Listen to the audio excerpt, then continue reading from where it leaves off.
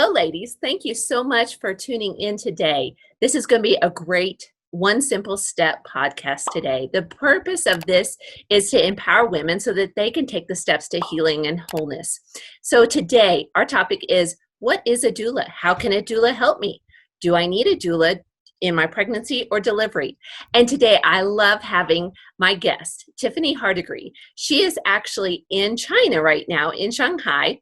She and I met about 3 years ago over our mutual passion for doTERRA essential oils. And actually, I think we met through a mutual friend, wasn't it? Yeah, it was. And then beyond talking, we just continued to talk and realized we had a passion for women's health, and that she was a doula. I was a physical therapist specializing in women's health issues, and we started talking and our paths have crossed over the last few years. So I said, Tiffany, I would love to hear your story. Just tell me what it is being a doula, how you can help women. And again, as I continue to hear women's stories and we prepare for pregnancy and delivery, and decreasing the fears is so important by being educated. So today, let's just I'll ask you some questions. I want you to share your story, and hopefully women will walk away and say, wow, okay, now I feel empowered. Let's go ahead and progress with this pregnancy and this delivery. And I know what to expect, and I can take some better steps. So Tiffany, welcome. And thank you for joining me. Yeah, thank you so much for having me. I'm excited. Yes. Tell me briefly a little bit about your story. How did you end up in China? How did you become a doula? How did this all, life is wonderful. It's a journey. So it really is. And it's been quite a journey to get to where I am right now. But I am from North Carolina originally. I grew up in Charlotte area.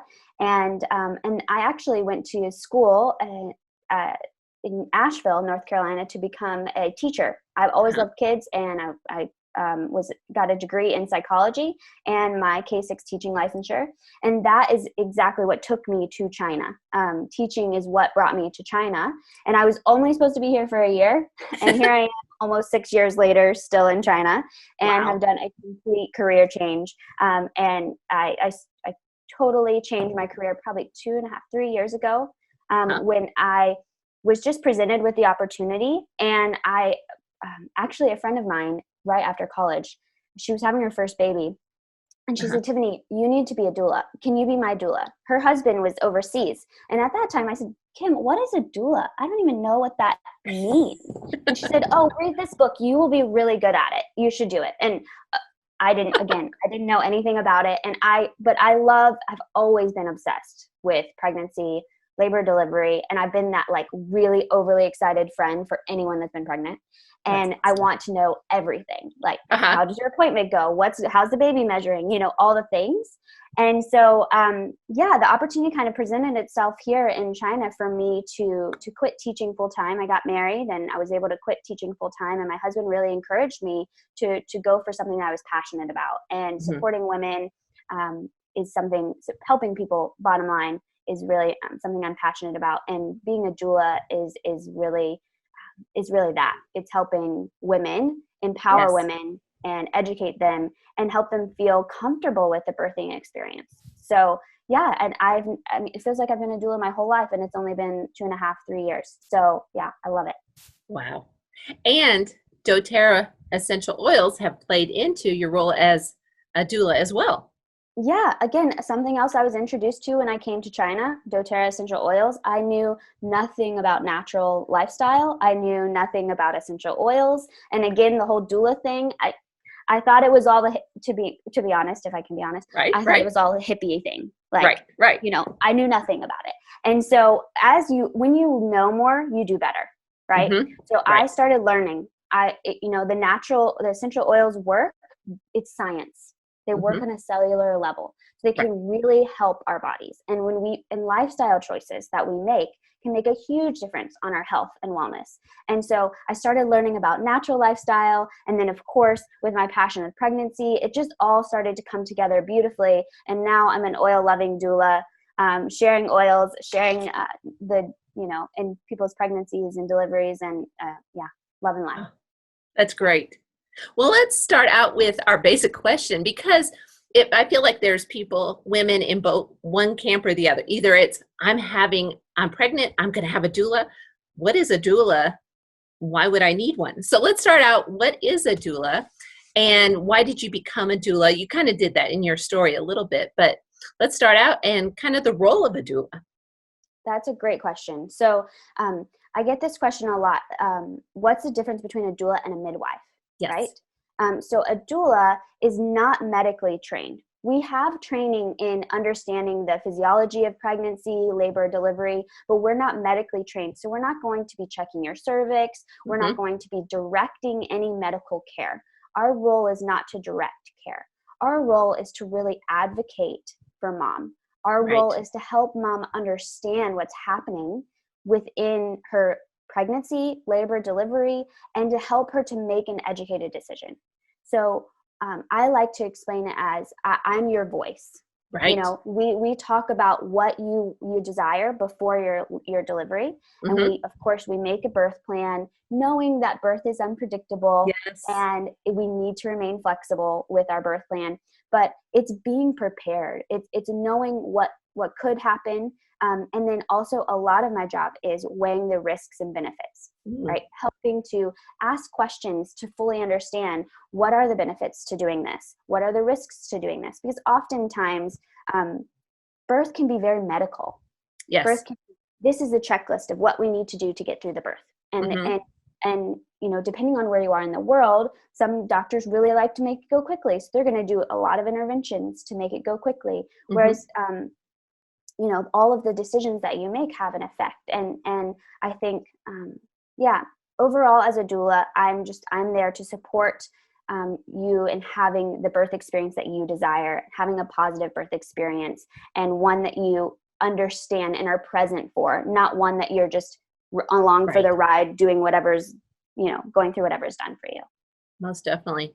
And the women that have doulas just are over the top, so positive. My doula made a big, big difference. So truly having an advocate there, because sometimes your partner or your husband feels overly stressed at the time and can't necessarily, like, what do I do? So just having another person as a voice is huge. Yeah, especially for spouses. A lot of what I do for spouses is really encouraging them. You know, if I've had a client specifically who, it was her second birth, and she felt like her husband did nothing in her first birth. And she said, you know, I had the epidural and he was sleeping and I did nothing, and he wasn't a part of it. And so the husband felt really disconnected. He didn't know how to support or what was normal for them. So a lot of what I do is working with the spouse to empower the spouse to be more involved, because oftentimes they want to be, they just don't know how to be, and they're scared. Right.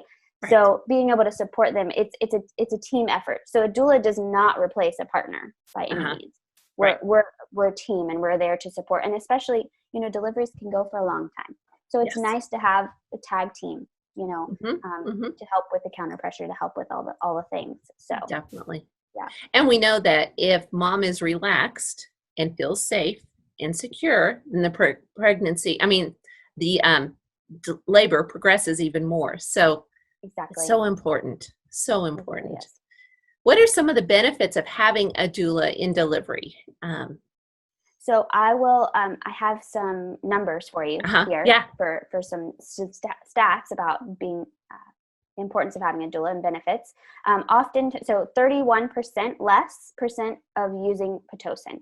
So That's Pitocin is the induction-inducing drug. There's 28% less risk of C-section for those that have a doula. 12% increase in spontaneous vaginal birth.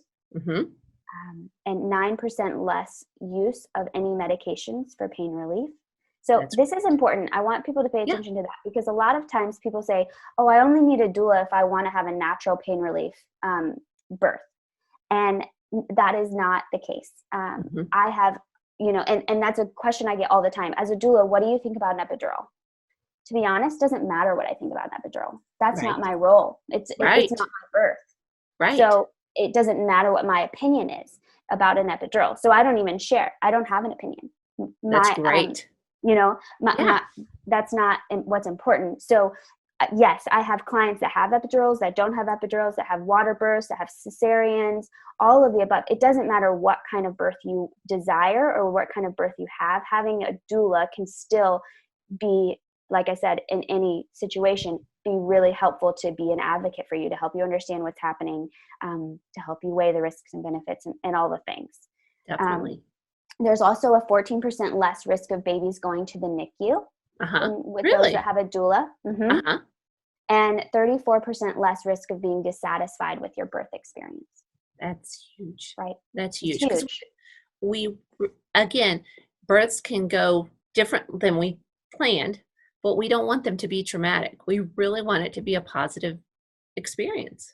Yeah, absolutely. So I can send you the resource for that, but I always go to the World Health Organization and evidence-based birth. Evidence-basedbirth.com is a great resource to go to with evidence that is just presented.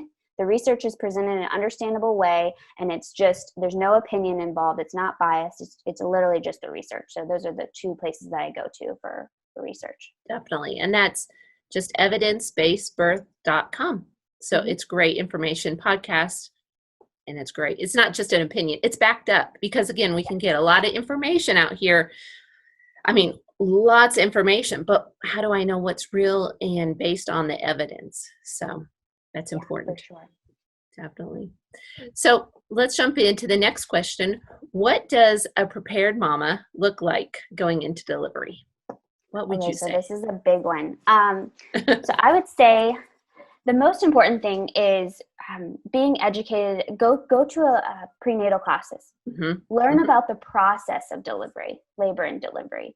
Learning about how, I think before I was a doula, I didn't even know what the pelvic floor was. Yes. You know, how many women don't know what the pelvic floor is? Right? So many. Yeah. So many. And we really don't know how our bodies work. You know, it's not general knowledge. And we're so removed from birth now that it has become this scary thing. And so knowledge is power. And so if we know what to expect generally, right?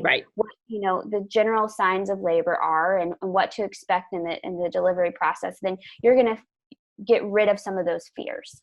Most definitely. So I would say go make sure that you're attending your prenatal classes, learn about the birthing process, and then talk about what makes you scared. What are you nervous about? And having the doula is a great person to talk to through those fears, and then helping you to create a birth plan. So this is what, in an ideal world, this is what I would like, right? Knowing that it has to be flexible. Yes. Has to be fluid.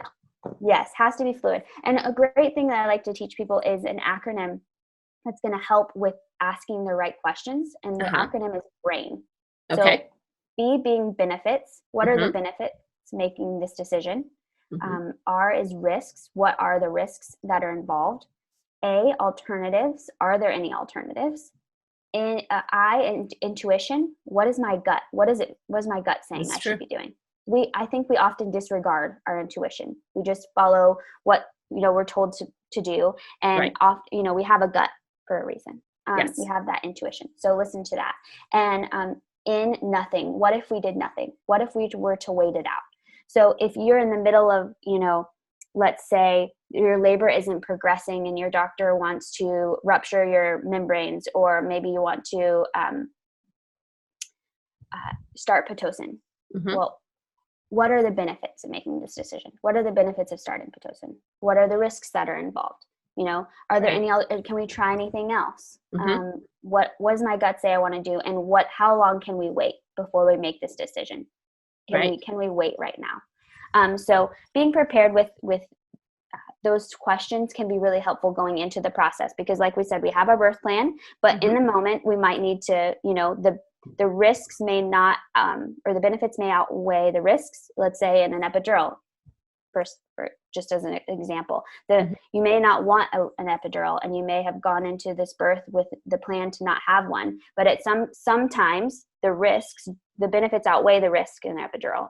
And sometimes it's helpful for women to do that, and then they can make that decision and not feel shame about that. Right. The guilt is very real. Right. Oh, so real. And so I think when you know that you're asking these questions, you're getting the support within that, then you don't have that shame anymore. Like, you know that you made the best decision for you in the moment. And that's what you have to remember. You have to make the best decision for you in the moment. Right. Most definitely.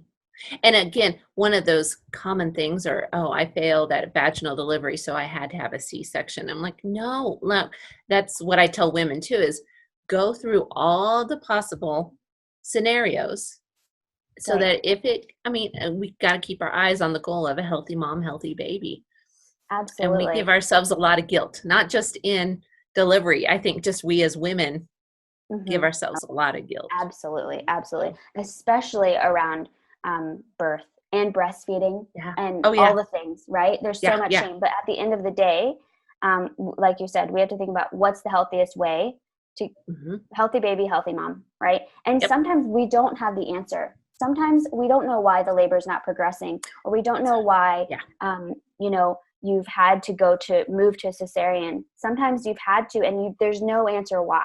Hmm. Hmm. There's no, I just have to encourage women. It's not anything you did or could have done better. There's Right. nothing in your pregnancy that made this happen. Just sometimes it's a blessing that we don't even know. Right. There could Right. have been trauma otherwise if we forced it to happen Hmm. vaginally. Hmm. So That's a great acronym. I think just helping women think through that helps a lot.